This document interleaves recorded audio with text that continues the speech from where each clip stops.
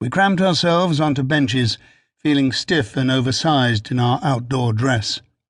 We were all armed, to the point where it was impossible to be discreet when crowding around small tables.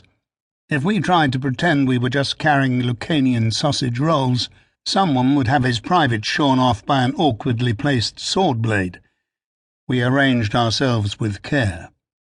The landlord was an unsmiling, unwelcoming coastal type who had summed us up as we crossed his threshold.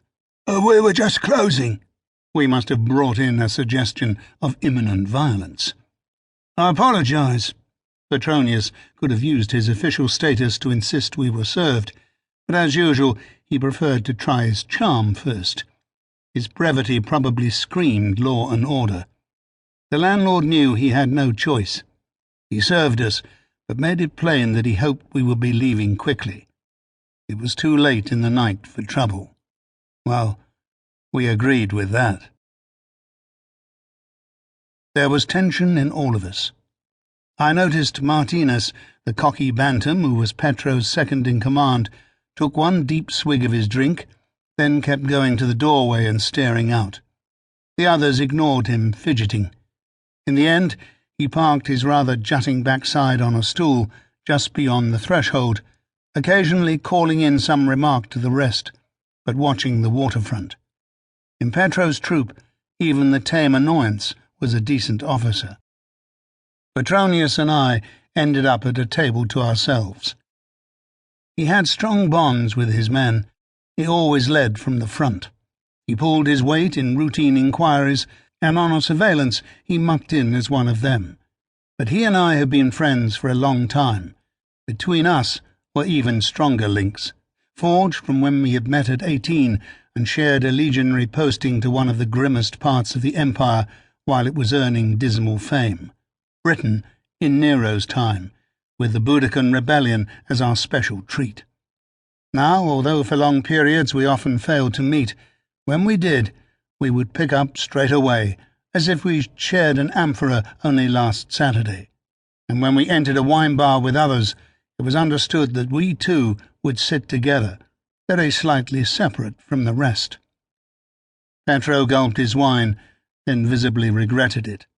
"Jupiter, you could paint that on warts and they'd fall off by dinner time." "So, how was the East?" "Wild women and wicked politics. Didius Falco, the world traveller." He didn't believe a word of it. "What really happened?" I grinned, then gave him a neat summary of 5 months' travelling. "I got my ear gnawed by a few camels. Eleanor was stung by a scorpion and spent a lot of money, much of it my father's, I'm delighted to say. We had brought a quantity of stuff back with us. Petro had promised to help me unload in return for my assistance tonight. I ended up in a hack job scribbling Greek jokes for second-rate touring actors." His eyebrows shot up. "I thought you went on a special task for the palace." The bureaucratic mission rapidly fell through, especially after I found out that Vespasian's chief spy had sent a message ahead of me encouraging my hosts to lock me up. Or worse, I concluded gloomily. "Anacretus? The bastard!" Petronius had no time for officials, whatever smooth title they dressed themselves up in. "Did he land you in bad trouble?" "I survived."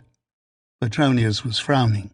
He viewed my career like a kind of blocked gutter that needed a hefty poke with a stick to shift the sludge and get it running properly.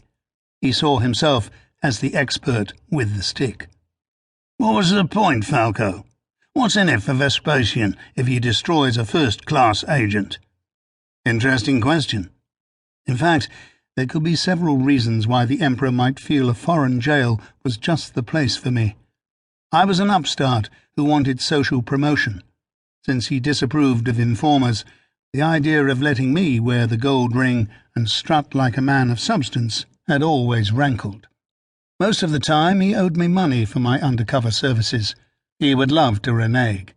Then one of his sons had tender feelings towards a certain young lady who preferred to live with me, while I had a long-term feud with the other. Either Titus or Domitian might have asked their pa to dump me. Besides,